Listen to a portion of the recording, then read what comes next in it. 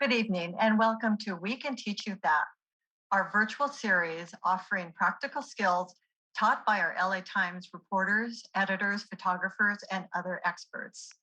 Readers can explore new interests and skills from the comfort of their home. I'm Teresa Watanabe and I cover higher education for the LA Times.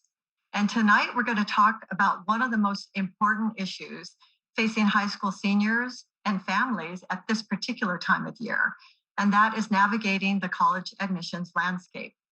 I know from covering this issue, the enormous stress and so many questions that all of you have about the process. And I am so pleased to be able to bring in two of California's top experts in this field, Gary Clark, who is the director of undergraduate admission at UCLA, the most applied to university in the nation, and April Grommo, who is the Assistant Vice Chancellor for Enrollment Management Services at the California State University, which is the largest four-year university system in the nation. We're going to be bringing you the best advice and information about what can be a nerve-wracking and often confusing process. And we would love to invite your questions as well. So please put them in the chat and we will get to them later in the show.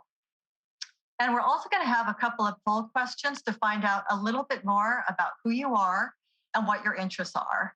And let's start off with our first poll question. Before we welcome our guests, let's find out who you are.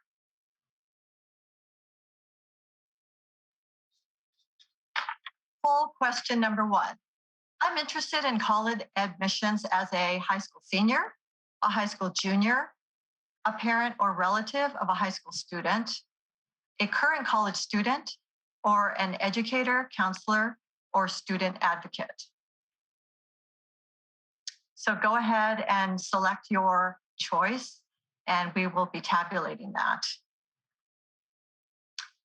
It's interesting and really great news that high school seniors today are graduating at higher rates than ever before. And they are also applying to colleges at higher rates than ever before. So that's really good news. But it just means that there are so many more families out there who really, really need and want this advice about how to go through this process.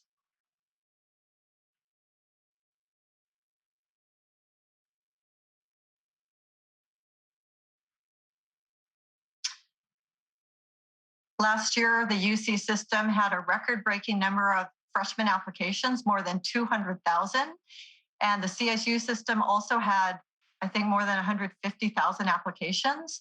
So that's a lot of students, and hopefully everyone will be able to find the best fit for them. It's one of the things that we're going to talk about today, is finding the best college for you.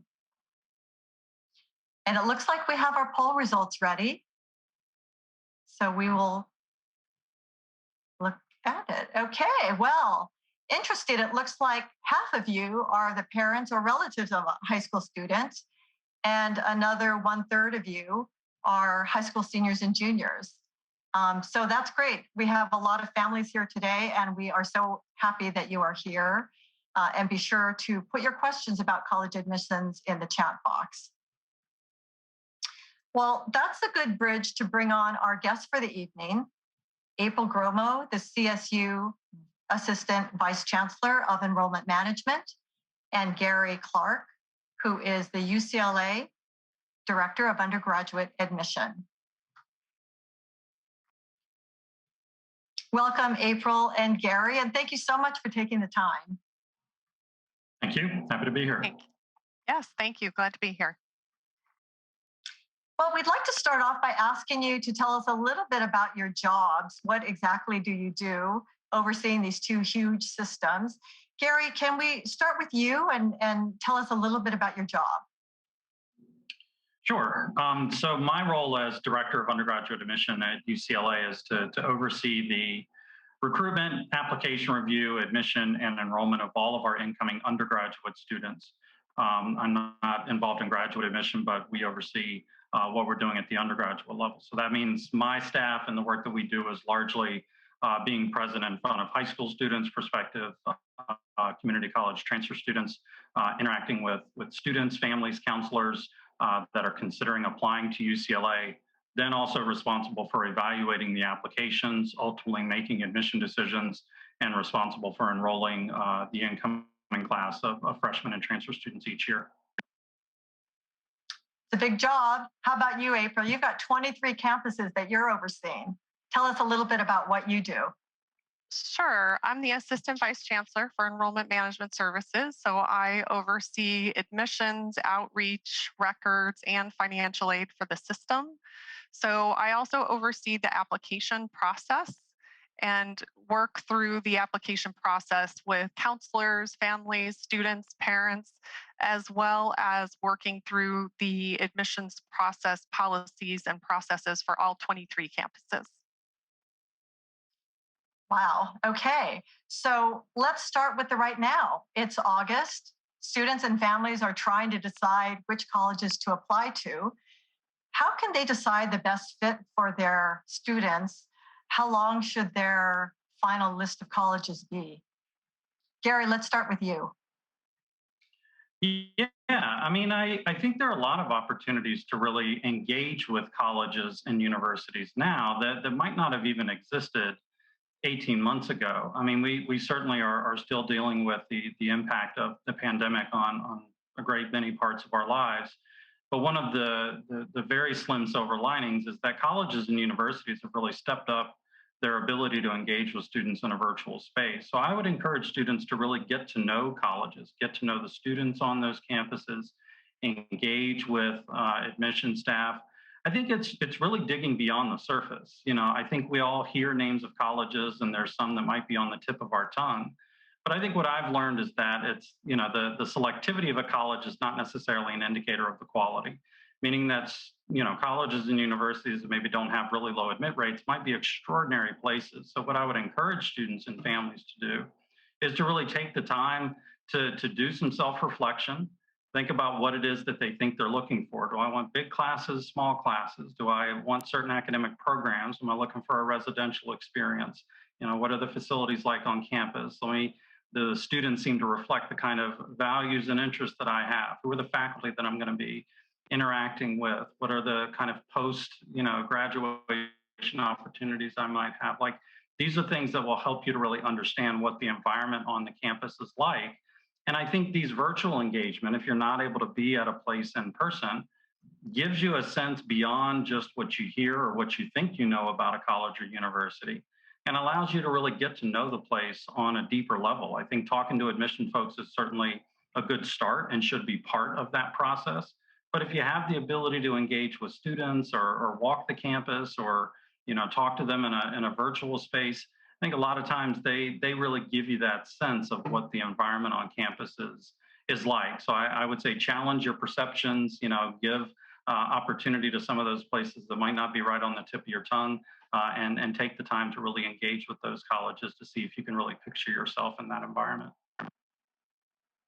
Yeah, that's really great advice. When I was out there interviewing students who had been admitted to several different colleges, they had thought really carefully about, do I want a big college? Do I want a small one? Do I want, the rah-rah football games, or do I want a more, intimate environment? So I think these are really important points.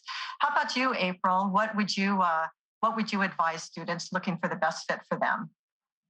Well, I think Gary hit a lot of the great points. I would just add a couple things. One is looking at the size of the college and how far away from home students want to be. With 23 different campuses, we have a lot of different environments and student populations. So how big of a student body do students want to be involved with? What type of extracurricular activities, student clubs? What is the makeup of the student body? Will a student feel comfortable at that college?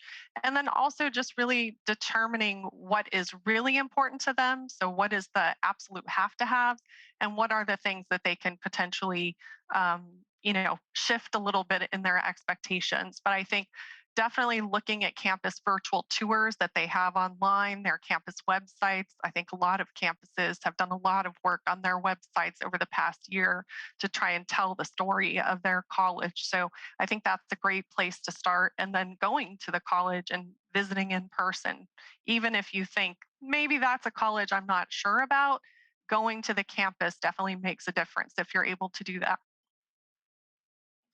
Do either of you have advice as to how long that college list should be? I mean, we hear of some people who only apply to one college and they don't get in and then they're kind of stuck, or others who apply to 20 colleges.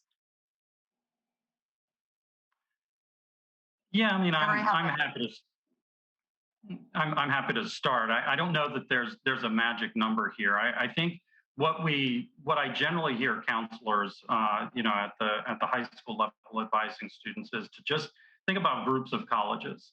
And if you're thinking of it from an admission, standpoint, what are the colleges where you feel likely that you will be admitted? And these should be places where you, in conversations with your counselor, feel like this is a place where we are really confident that based on the work I've done in school and the things I might be engaged in outside of class, I've got a good chance of being admitted to this college or university. It's okay to have a couple in there that are stretches, places where they're highly selective, and even the most outstanding students aren't guaranteed an admission spot there. I think there is such a thing as too much. I think do some research ahead of time. When students have these long lists of colleges that they're applying to, the chances are they're really only seriously considering a small percentage of those institutions. So I would say, have a good list where you've got at least 2 or 3 colleges or universities where you feel confident that you would be admitted, and you can really picture yourself in that environment. Like, that's a place where I know I could study what I want to study. I would love the student body. I really enjoy being a part of the experience there. Because if you can do that, if you can just have a couple of those colleges on your list, you can really take all the stress out of this process. Because then, even if you don't get into some of the highly competitive colleges or universities that you might apply to, you might. But if you don't, I've got these places that I'm applying to that me and my counselor feel confident that we would have a great chance, that I would have a great experience if I was admitted and chose to enroll there. So I think it's really about, thinking about the colleges, not about the volume of institutions that you're applying to, because, there's an admission outcome for all of those. So, sometimes it's good news, sometimes it's not. You have to think about how many times do you want to experience that kind of emotional roller coaster ultimately when those decisions are coming out. Now, we're both at systems, so it's kind of one application potentially for multiple campuses, so that throws a little bit of a wrinkle into it. But the general idea is, I think it's not really about volume, it's about understanding the admission process and how you might fit into that process before you really finalize that list. And how about you, April? Do you have some insights on this? Yeah, I think from a CSU perspective, we always encourage students, if they're interested, to apply to their local campus. Our all 23 campuses give priority to their local students. So if they are interested, we ask them to apply to that local campus, because sometimes circumstances change. What you think you might want in the fall may be different than when it comes time to be admitted and make that intent to register decision. And then I think also looking at the different experiences and how many colleges do you really want to apply to? Don't apply to colleges just because your friend or someone else is applying if you're really not interested in going to that school. Got it. Okay, so you have your list ready. What are the key dates and deadlines that UC and CSU families should know about? And how do you advise that they organize their time and their attention, especially if they're applying to multiple colleges? For instance, is it to a student's advantage to apply early rather than pushing that send button at 11:59 p.m. on deadline day? April, why don't we start with you? Sure. We always encourage students to not wait until the last minute. That is something that makes us nervous, and it should make them nervous. So don't wait till 11:59 on deadline day to submit. For the CSU, our application opens on October 1st. We have a priority application period that ends on November 30th. And then we also have several campuses that are open past November 30th for receiving applications for fall 22. So I would just suggest that students start early with the process. Start by gathering all the paperwork that they need to fill out the application. We actually have an application checklist on our website. And then make sure that they submit in plenty of time prior to the deadline. And then also have just one place where they have all of their paperwork together that they need for submission of their application. And we also encourage students to make sure that the email address that they're putting on the application is an email address that they'll have access to after they graduate high school, because that's going to be the main method of communication that our 23 campuses will be using to communicate with them as far as the application being received and next steps. Gary, how about the key dates and deadlines for UC? Yeah, I mean, you'll hear some similar themes from me as you heard from April. Our application actually opens August 1st, so it's open now for students who are seniors or at a community college and interested in applying. The submission period is only November 1st through the 30th, so you can start working on the application beginning in August each year, but you can't actually click submit on the application until the month of November. It's one application for all 9 campuses within the UC system, as I mentioned before, and it's the same deadline whether you're applying as a freshman or applying as a transfer student. In terms of the timing, it really doesn't matter to us whether you click submit on the application November 1st or November 30th. But I think what April said is a very good point. Don't wait until the last minute. Don't wait until November 30th, 11:59 p.m. because things happen. Internet goes down, laptop dies. And on December 1st, we have about this much sympathy for students that didn't meet the deadline, because it's out there. It doesn't sneak up on you. There's no reason why you can't click submit a little bit earlier. But applying earlier doesn't mean you're going to get your decision any earlier. It just means that you can check it off and know that I've finished my application and I have that submitted. I would say that the thing to keep in mind is this is only true for a small number of majors at my campus and maybe at some of the other campuses. In some cases, there may be a supplemental application that you're required to fill out when you're applying to, at my campus, for example, like arts and architecture, theater, film, and television, music, or nursing. There's a supplemental application that has to be submitted after you've submitted the UC app. So keep track of all of these things. Keep track of where you're applying, whether there is any outside documentation that's required as a part of that submission process, or if there are any supplemental applications. And make sure you keep track of those deadlines, because the colleges and universities you're applying to are going to expect that you can keep track of these things and you can have those things submitted in a timely manner.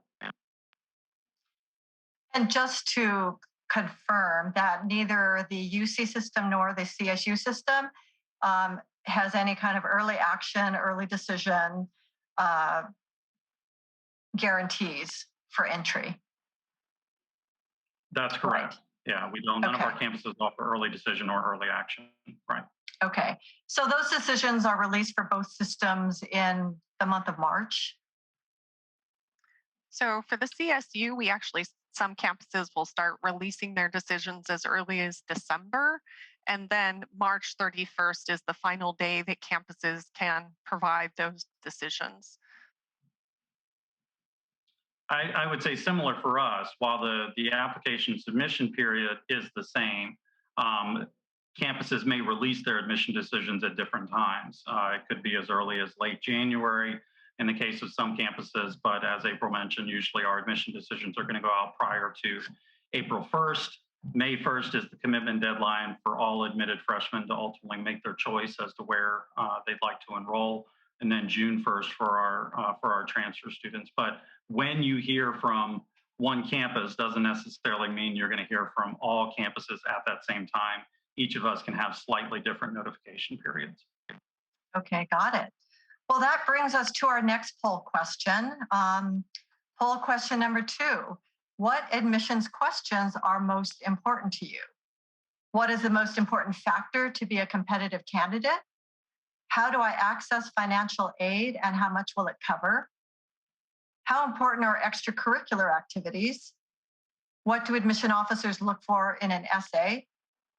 How do I find the best college for me and other? And for those of you filling this out, if you answered other, please share your comments in the chat. So let's take a few minutes while everybody weighs in on that question. Gary and April, what is the single most frequent question that either of you get about college admissions? Gary, what about you? Everybody wants to know what do I need to do? Just tell me, write it down, tell me the things I need to do to get admitted to UCLA, and I'll do it. And I wish I had an answer to that, but the challenge we face is that we have lots of students who apply who've done all of those things. So the question is always, what can I do to guarantee a spot at UCLA? And my response is, you can do a lot of things to make yourself competitive, but nothing that's going to guarantee admission. How about you, April? What question do you get the most frequently? Well, I think there's two actually. One is just what are the admissions requirements and what is different between our 23 campuses. And I think over the pandemic, a lot of the questions have been focused on financial aid and affordability. How much is it going to cost me to go to school? Will I have to take out loans? What's going to happen after I graduate? Am I going to get a job? So that's definitely one of the areas that we've been focused on, trying to provide a lot of information, because the CSU is a very affordable campus and system, and making sure that students understand what their financial aid options are. Well, we're definitely going to get to that question of financial aid and covering the cost of college later in the program. And it does sound like we have our poll results in. So let's see what they 69%. What is the most important factor to be a competitive candidate? 72%. What do admissions officers look for in an essay? And how important are extracurricular activities are the top three. So let's dig into that a little bit and get to the heart of these questions about the admissions process. For UC, this was a record-breaking year. CSU always gets over 150,000 applications a year. Let's talk about the different selection processes for both of your systems. April, let's start with you. Can you explain how students qualify for CSU admissions? Sure. Because of the pandemic, the CSU has allowed more flexibility in our admissions requirements. We also eliminated the use of SAT and ACT test scores. We have tried to remain as flexible as possible to be able to accommodate as many students as we can. So for fall 22, the CSU minimum admission criteria is to be a high school graduate or equivalent, complete the 15-unit comprehensive A through G pattern of college preparatory courses, and then earn a qualifying GPA. On top of that are campuses that are impacted and programs that are impacted, as well as applicants with an A through G GPA of 2.0 to 2.49. Campuses will use some supplemental factors to evaluate their application for admission. So there's 15 total factors that campuses can choose from. Some of those are courses exceeding the minimum A through G requirements, additional GPAs such as math or quantitative reasoning, household income, extracurricular activities, and other available information that this campus can use to evaluate their application. What about the really popular campuses? You mentioned impacted campuses. Can you explain to our audience what that means? And I understand that refers to your most popular campuses: Long Beach, Fullerton, San Luis Obispo, LA. So we have varying degrees of impaction within the CSU campuses. So the first thing to understand is that what impaction means is that that campus receives more eligible applicants than they have the capacity to serve. So LA, Fresno, Long Beach, San Jose, San Luis Obispo, even Cal Poly Pomona, Fullerton is also impacted. So a lot of our campuses are receiving more applications than they have the capacity to serve, which means that their admission criteria might be slightly higher than our CSU minimum requirements. Got it. Okay. Now, Gary, the UC system is a little bit more complex, with a comprehensive review system with multiple factors taken into account. Can you explain what those factors are, starting with the most important? Sure. I mean, well, I think similar to what April shared, we share the same kind of A through G requirement that students need to graduate from high school and meet those A through G admission requirements. minimum 3.0 GPA for a California resident to be eligible for admission to the University of California. But above and beyond that, as you mentioned, we do have something called a comprehensive review process, which really includes consideration of 13 different factors ultimately in making an admission decision. And these are things that would not be surprising to anybody familiar with college admission. They involve, strength of curriculum, overall grades and performance, educational context, involvement and engagement outside of the classroom, consideration of what we hear in the personal insight questions, the responses that students provide to kind of our version of the college essay. I think if I had to talk about what is most important in our process, it all matters. It all contributes to the evaluation of an application and an admission decision. And similar to what April shared a minute ago, we do not consider standardized testing, SAT or ACT, do not play a role in our admission process this year through the fall 2024 admission cycle, at least. So what I would say is probably the most important thing to most of us is going to be really the academic record. I think that's the backbone of any college application. The grades that you've earned and the strength of the curriculum that you've taken in high school. One of the words that we use a lot in describing our processes is context. We understand that not every high school is the same. Not every high school offers the same range of courses, the same types of classes. Not every school grades the same way.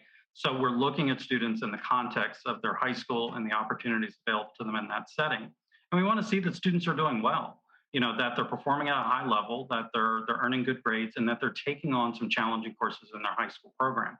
And then outside of that, we want to see that students are active and engaged outside of the classroom.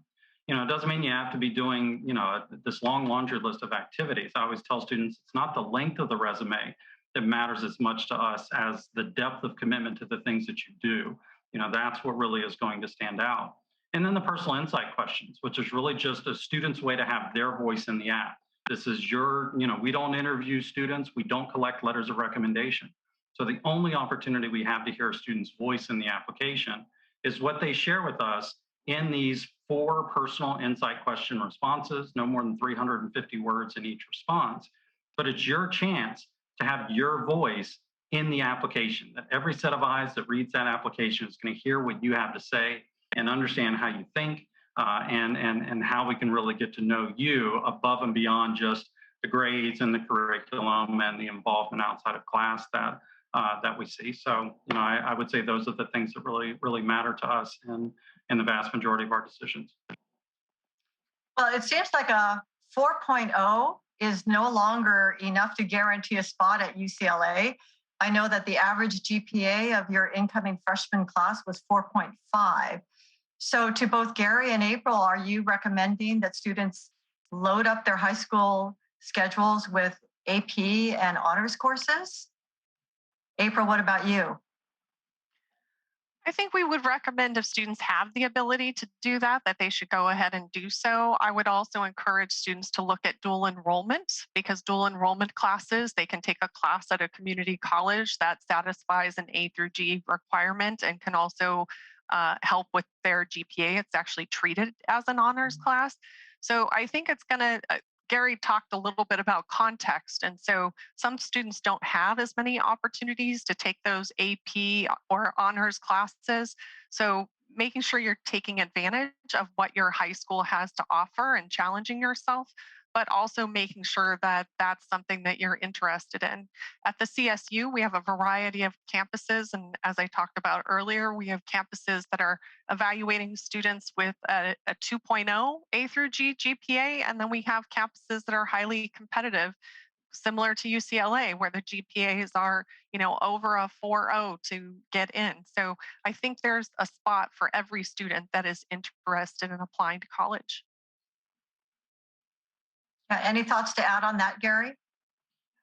Yeah, I would say similar. I think, I understand how competitive things have gotten, certainly at my campus, and how discouraging at times that can be for students. But, we are challenged by the fact that not only the volume that I think you showed earlier of applications that we received, but the quality of students who choose to apply. That's part of the challenge that we face, is that the students who are choosing to apply to our campus are amongst the top performers in the state. And that's where I think having this strong list comes into play. there are UCs at varying levels of selectivity that a high performing student is likely going to have a spot at a UC if they're really looking throughout the system, as you heard from Cal State. So I think, it's important for students to certainly challenge themselves. But I think there is such a thing as balance, and I don't want a student to push and make themselves absolutely miserable. And then ultimately, maybe the decision doesn't go the way that they hope, for the highly selective college or university that they're applying to. Do the things that you love. Push yourself academically, push yourself to learn, take those challenging courses so that you're really flexing those intellectual muscles and showing that you're willing to take on that extra rigor in a high school program, whether it's dual enrollment, honors, AP, IB, whatever kind of opportunities are available to you. But balance that with doing things that you love, that help you relax, that help you keep a proper headspace, because that kind of balance is what's going to help propel you to being successful on a college campus, not just the ability and performance in the classroom, which is certainly fundamental to success in college, but that ability to balance it with the things that really help you to decompress, have a good perspective of your life and the world around you, so that when you go to college, wherever that might be, you're going to be the kind of balanced student that really is going to be able to handle anything that comes their way in the college experience.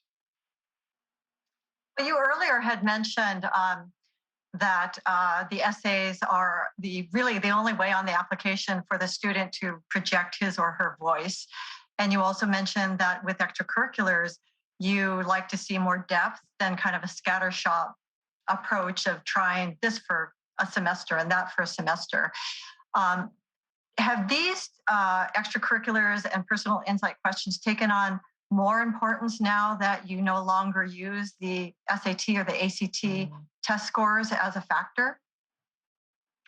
No, I would say the answer to that is no. I think they're equally important now as they were when we had standardized testing as a part of the admission process, because they tell us the same things now that they told us even when an SAT or an ACT might have been present in the application.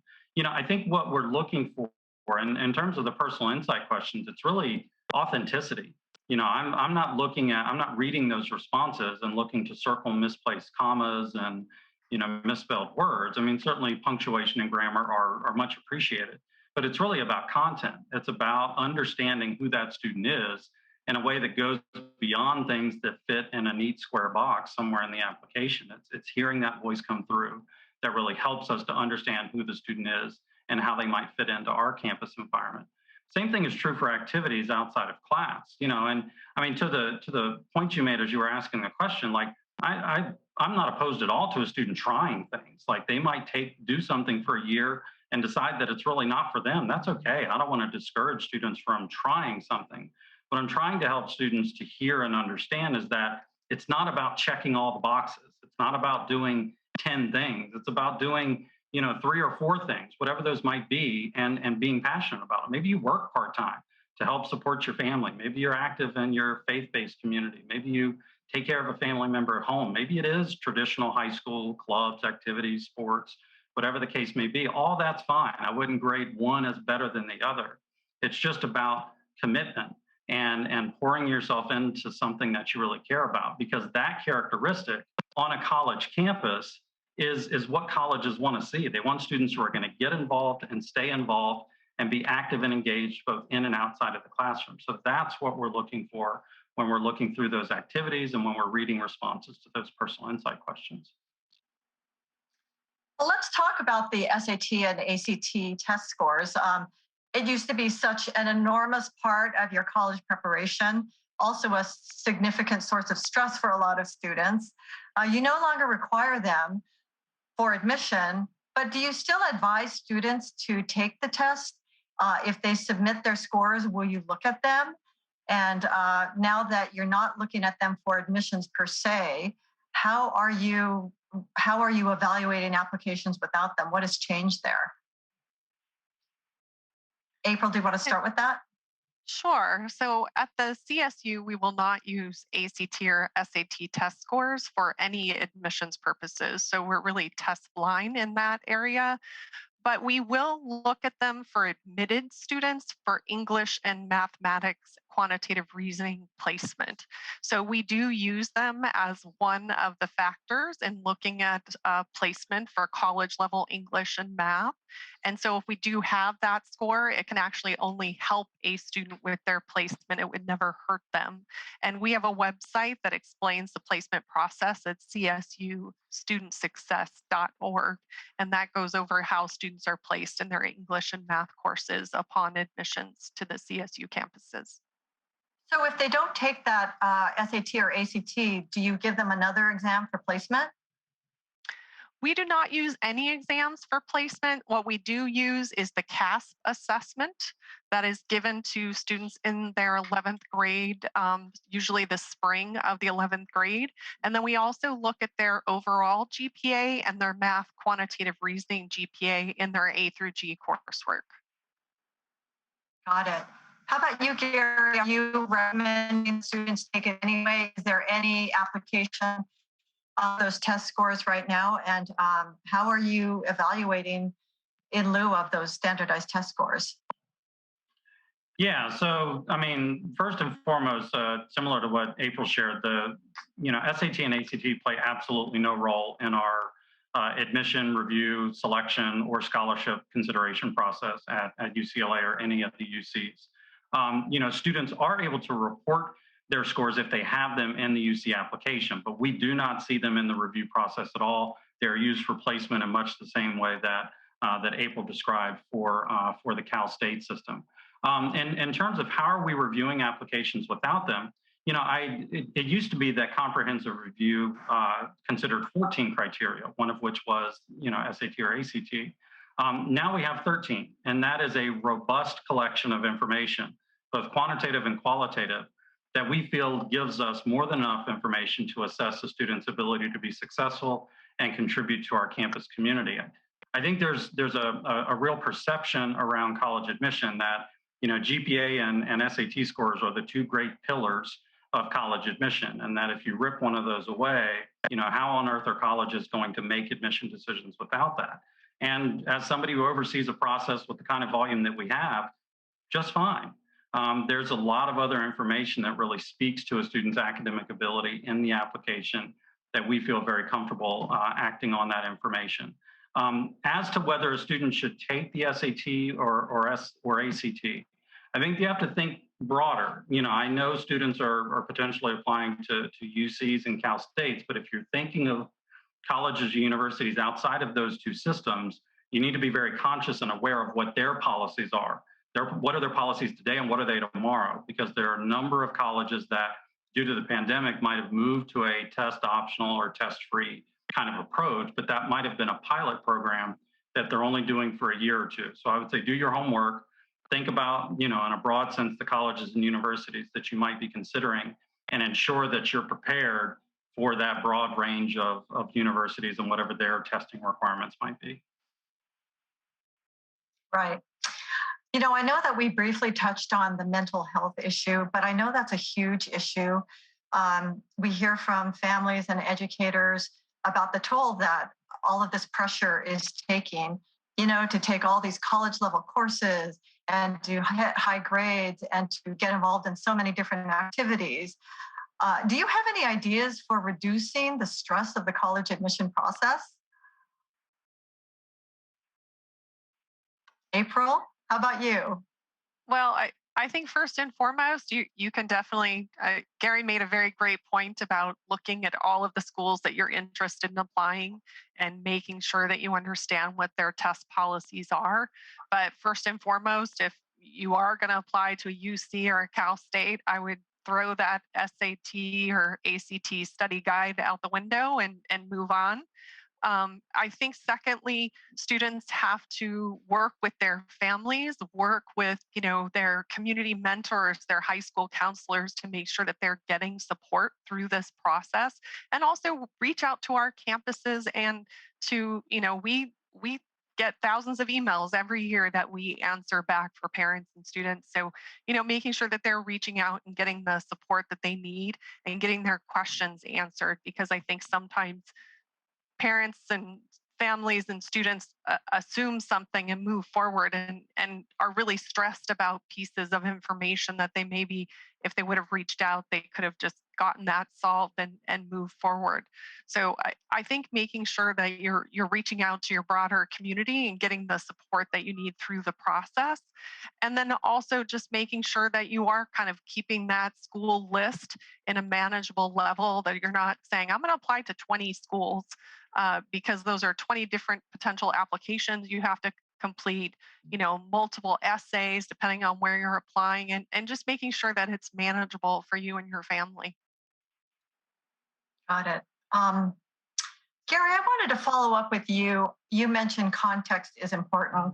And I'm wondering if you can explain that a little bit more to our audience, who may not understand that a student at a highly resourced school may not be compared directly to someone at a lower resource school. How is it that you kind of sort through that? And can you explain to them how to look at different students coming from different schools? Yeah, sure. So the way that we do this, and this has been true at every college and university that I've worked at in my career.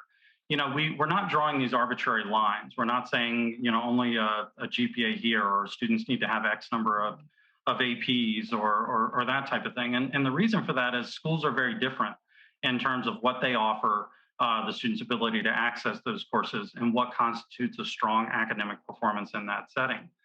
The University of California, and I would say this is true for Cal State as well, we have an extraordinary amount of information on high schools in the state of California. What kinds of curriculums are available to those students, which allows us to understand the context for which a student has performed in their high school setting.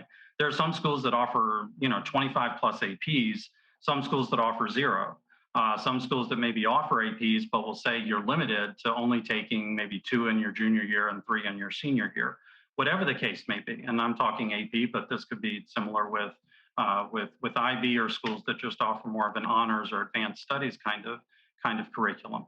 It's important to know that context when evaluating an applicant, because if you're assuming everybody has equal access to these things, then those students who are in schools, because it's the local neighborhood school, they're going to school where they live and don't have a choice to attend elsewhere, that we want to ensure that if the student is doing everything they can with the opportunities available to them in that setting, that we're not disadvantaging that student in our process. We want to see, within the opportunities available to you, are you really pushing yourself and taking advantage of that rigorous program? So it's not comparing this number to this number, and this GPA is what I need to get in. A 3.8 is not a 3.8 is not a 3.8. A 3.8 in one school and one curriculum can mean something very different than a 3.8 in another school in a different curriculum. And we're doing our best to really contextualize that review process and understand exactly what those numbers and those classes represent in the context of the opportunities the student has available to them. Yeah, that's great.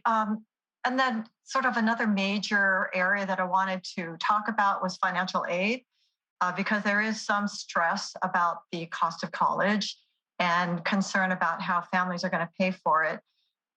Can you talk about what financial aid opportunities you have at your campuses and how families can access them?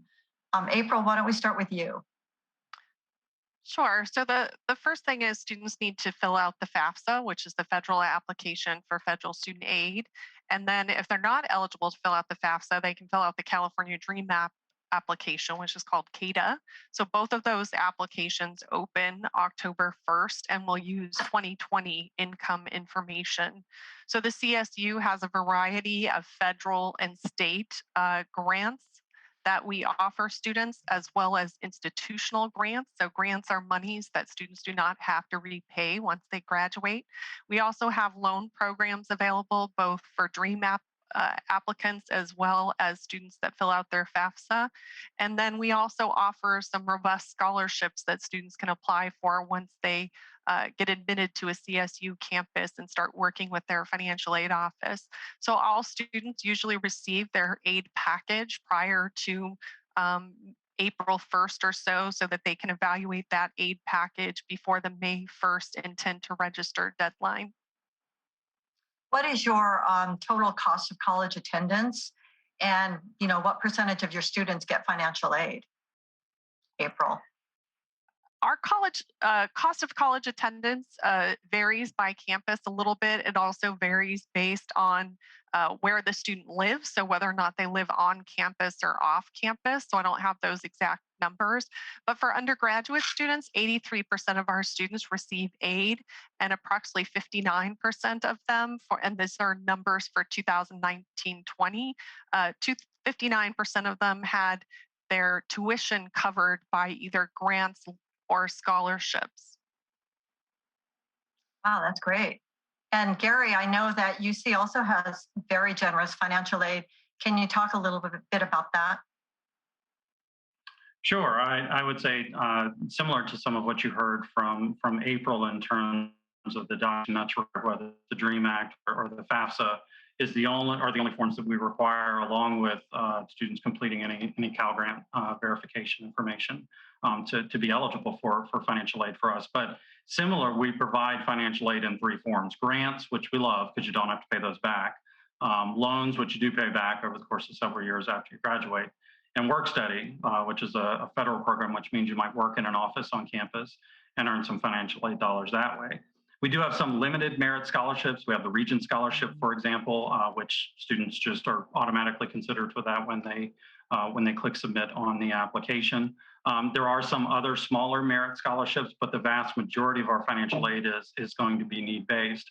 The cost of tuition, if a student is living in the residence halls, which usually 97, 98+% of our incoming freshmen do, the cost is probably going to be around $36,000 a year.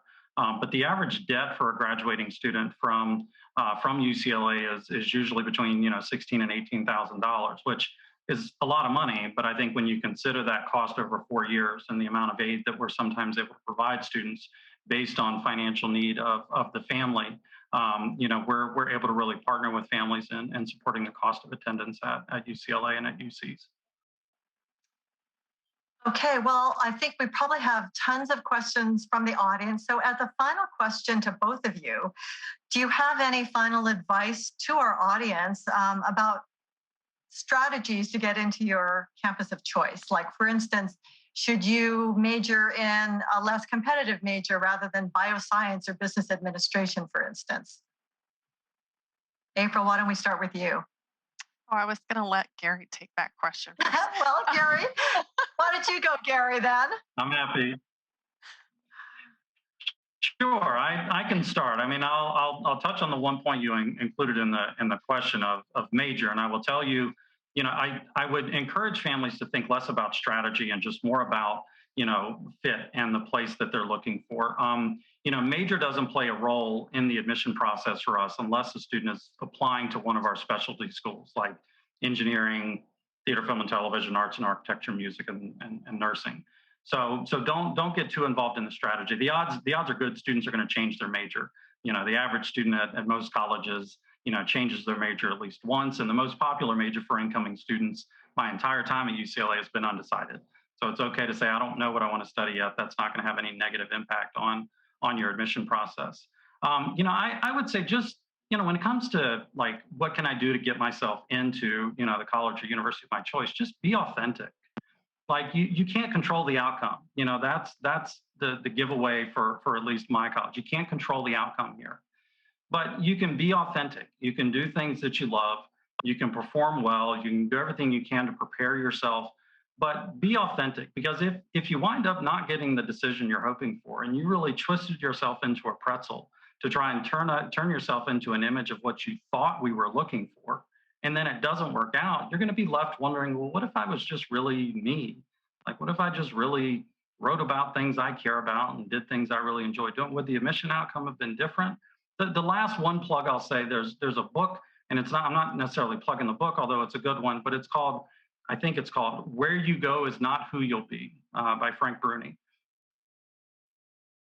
And keep that in mind, that the college that you attend is not going to be the determining factor in who you are and where you go in life. You play a big role in the quality of education that you receive. So don't think that the name of the institution is the end all be all of your college search. April, do you have any final thoughts? Yeah, a couple of things. One is I think Gary hit on at UCLA, one of their most popular majors is undecided. So don't shy away from undecided if you really don't know what you want to do. A lot of our campuses actually have specialty classes, programming to help students with career exploration and really find a major that fits them. In the CSU, we definitely have some campuses that have all their majors impacted and some of their majors impacted. So there is some research that students can do if there's a specific campus and a specific major that they're interested in. A lot of engineering programs are impacted, but then we also have campuses that are not impacted in those programs.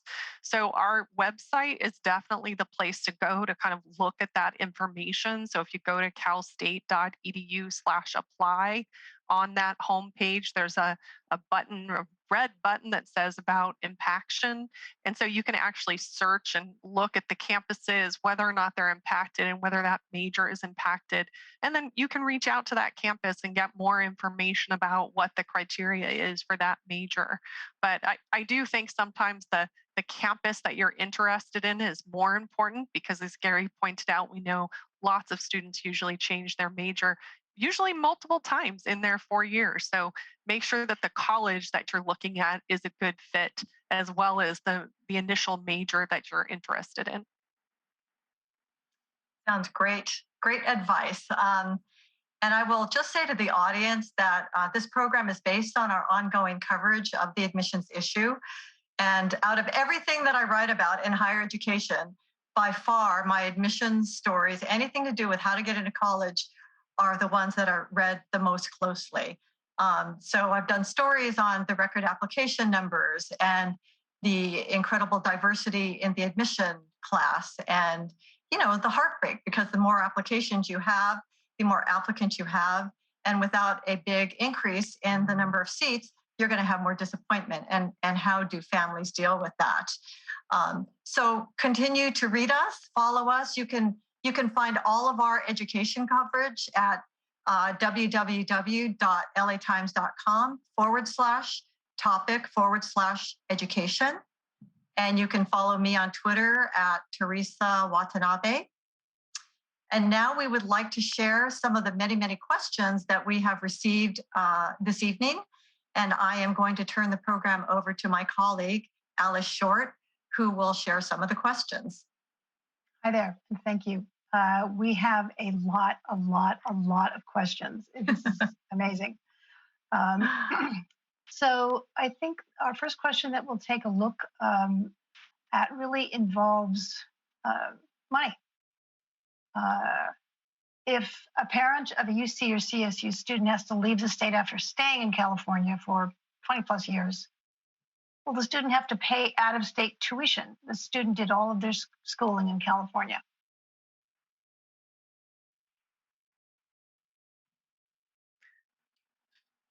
So I'll take a stab at that one. That is actually a way more complicated question than what you would assume. It actually has to do with residency, and so there's a lot of determining factors in how both the UC and the CSU determine residency. But if the student is under 19 years of age, the information will go by where the parent is residing. So it really is about where the parent resides. In some instances, there is eligibility based on a student's high school graduation, that they have been in a California school system for more than 3 years. And it's called AB 540, which was an assembly bill that was passed several years ago. So there are a couple of different options. So if parents and families are in this situation, I would encourage them to reach out to the school that they're interested in applying to and really walk through the situation with that campus so that they can determine whether or not the student would be eligible for not paying out-of-state fees, or if they would be required to pay those fees. Thank you. Our next question is from Debbie. And This is a question that's near and dear to my heart because I ask myself this question every morning when I wake up. As a former Bruin, I know I could not get into UCLA if I applied today. What makes an application stand out from the 200,000 plus you received? So it's a good question. And as I said earlier, it's one of the most common ones that we receive. I think many of us feel that way, that we probably couldn't get into our alma maters today, compared to when we got in years ago when we attended. Honestly, and this will sound like a cop out, but it's not. I think it's really just authenticity. Like there really isn't any check boxes that a student can check to say, if I do this and this, I'm guaranteed to get in. Because of the quality of students that choose to apply to UCLA each year. When you have colleges and universities that have these 5, 10, 15% admit rates, it's not just an issue of volume, it's an issue of the quality and who the students are that are choosing to apply to that institution. So I would say let what guides the student be the things that they love to do. Certainly work hard to be the best student that they can be in the classes that they're taking, and then just know that whatever the outcome is, as I said before, where you go isn't who you'll be. So you're going to have great college options. If you've done those things, I certainly hope UCLA is among them. But if it's not, there are plenty of students each year who still go on to phenomenal colleges and universities and have extraordinary college careers. So it's a good question and a common one. Excellent. Our next question comes from Jacqueline.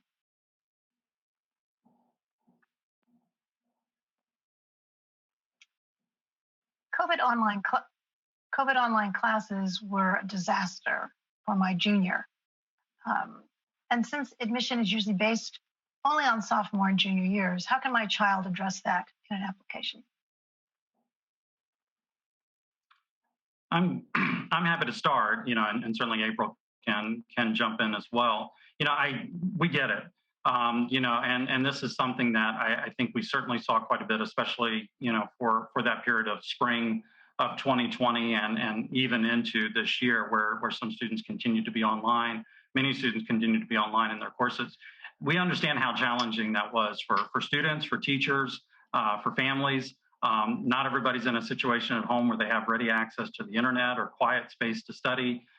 Teachers weren't necessarily ready to adjust to teaching in an online fashion. So we get it and we understand that. And that's something that I think a lot of students really dealt with during the course of whether it was their sophomore and or their junior year.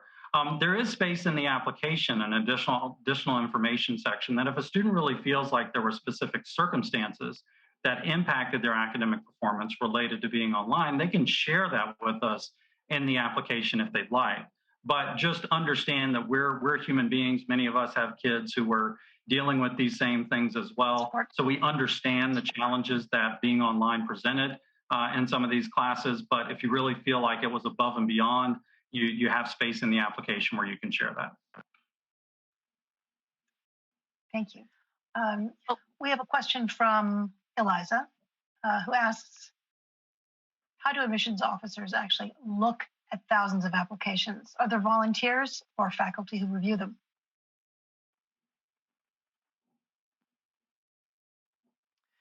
So I can start. For the CSU, we actually use a more of a quantitative process. So we actually don't have faculty reviewers. So we are looking at those 15 factors that I talked about earlier, and we do what we call a multi-factor admission score. So there's points, a point system that is used to evaluate each admissions application. So the first thing that we look at for all 23 campuses is the A through G GPA, the overall GPA. We do understand that students have been adversely affected by the pandemic, so we are taking credit grades for spring 20 all the way through summer 2021 terms. So we know that students may have had challenges and had credit grades instead of graded courses. And then we use all of those factors that campuses have the ability to use to really complete a scoring system. And then applications are ranked, ordered based on whether or not the campus is impacted. If the campus is not impacted, the student just needs to meet the CSU minimum, which is high school graduation, the 15-unit college preparation courses for A through G, and a 2.5 minimum GPA for A through G. Excellent. For Thank you. for us, we at my campus, every freshman application is read at least twice before a decision is made. So that's 139,000 times two. Every application is read at least twice by staff and paid readers. There are no volunteers who read our applications. Everybody is a paid, trained staff person, hired reader to evaluate our applications. And it takes a small army of people to get that work done in the time period that we have to do it. There are some cases where faculty will review applications, especially in some of those schools that I mentioned a little bit earlier, if they're considering talent, in music or the arts or something along those lines. But faculty create the admission policy that guides the work that we do. And then my office is responsible for training and executing the reading process, which is holistic. It consists of both quantitative and qualitative factors that are reviewed by two separate independent readers. If I read the app first and April reads it second, she can't see how I evaluated the application first. And then we bring those two scores together to understand how competitive the student might be in our admission process. Thank you. We have a question from Ernie, who asks, if a student hasn't been involved in any extracurriculars until first semester of senior year, will that affect their chances of admission? I mean, I would say for my campus, the answer is yes, potentially. I think generally we see students who have been active and engaged really throughout high school. Now, there are campuses throughout UC, like I said, it ranges of selectivity that are extraordinary campuses that may have less of an impact on the admission decision at some other campuses within the UC system. But I think generally you're going to hear us say, for UC that we want to see that students are pretty active and engaged throughout high school. That doesn't mean every year has to be completely full. But if a student is just starting to get involved in senior year, I would say, at least for my campus, that might make the student slightly less competitive in our process. Thank you. We have a number of questions. We asked one of them before about California residents versus out-of-state residents. And this question is, why would you take an out-of-state resident over a California resident?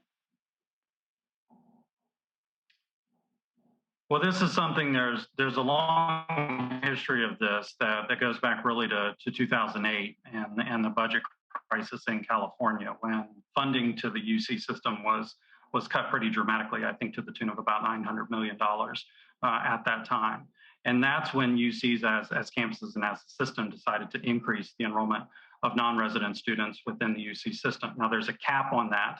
And I hope my internet's not unstable, but there's a cap on the amount of non-resident students and the percent of non-resident students that we can enroll at a UC campus.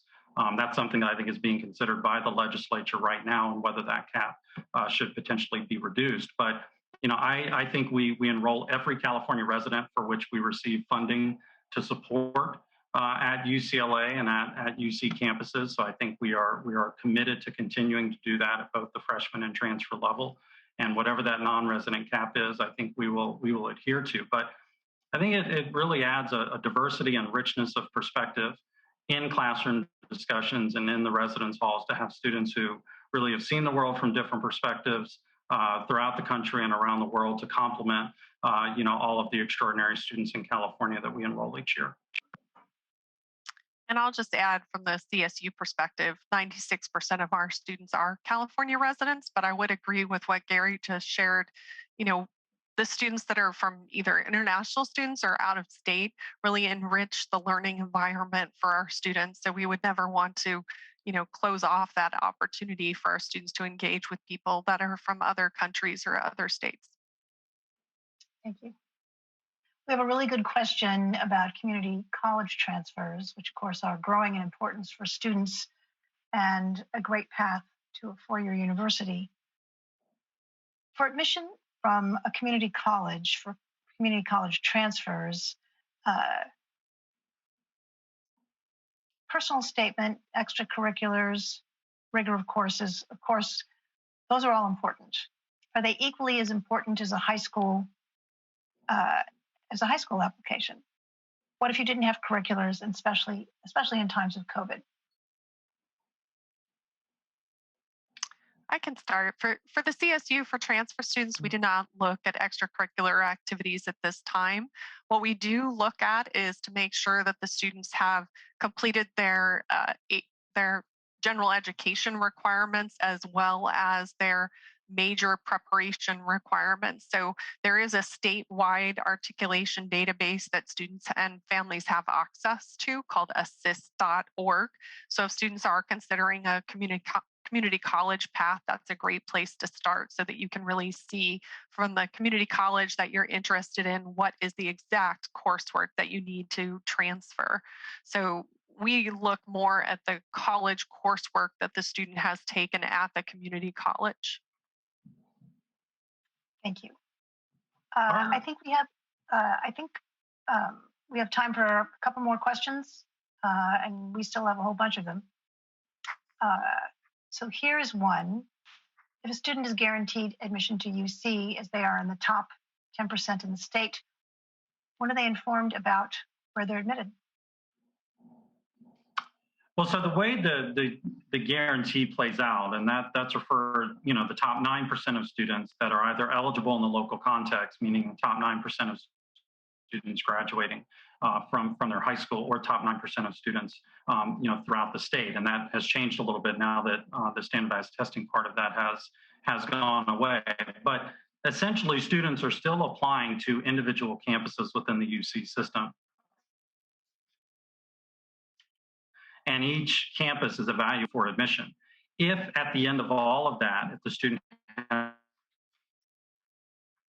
not received an admission offer to one of the campuses to which they've applied, then they receive a guaranteed admission offer, often from potentially UC Merced or perhaps another campus that honors that guarantee to ensure that the student was admitted to one of the UC campuses. So the guarantee is that you're admitted to UC, not necessarily to the campus of your choice.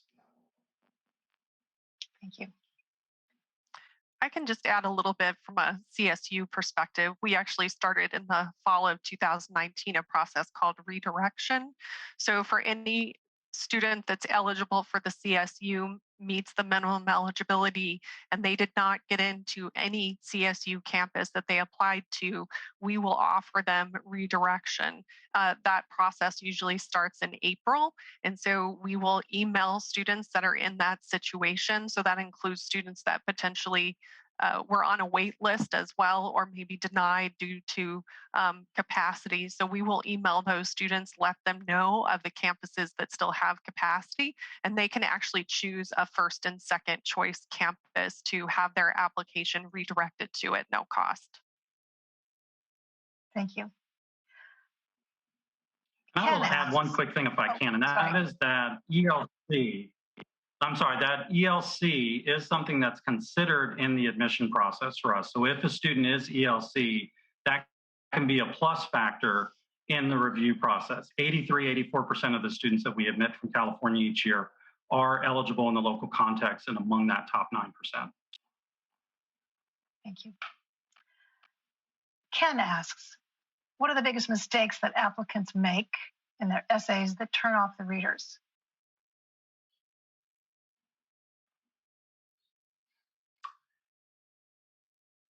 Yeah, it's a good question. I think the mistake I find most often, it's a fairly general one, but it's students that try and use language that they're not really comfortable with.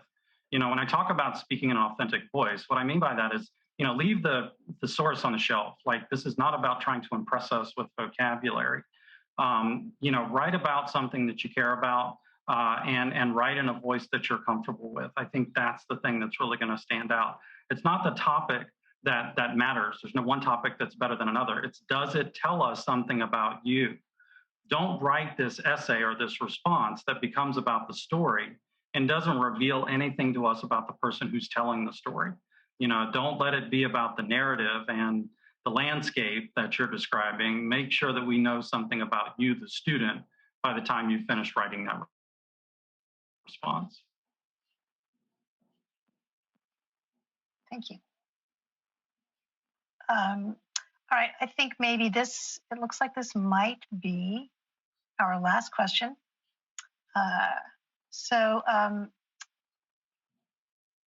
Can any student get a job on campus, or is it only for certain qualifying students?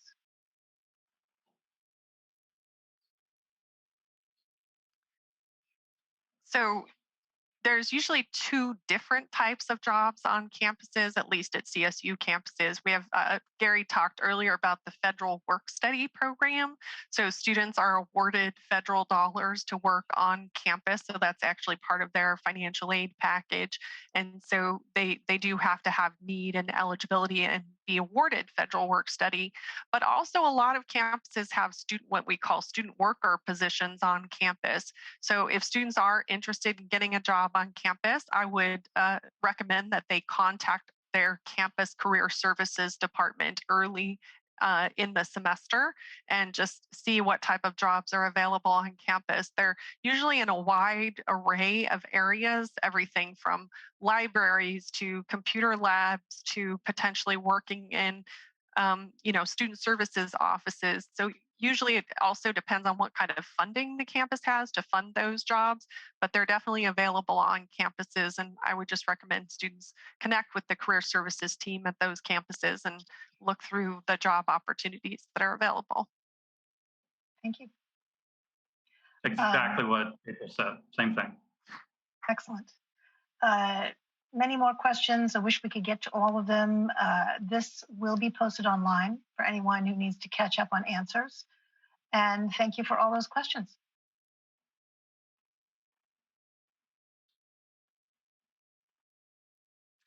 Well, thank you so much, April and Gary, for taking the time to explain this often confusing process, but it's one that is so important to so many people. So thank you so much again. And thanks to our audience for tuning in.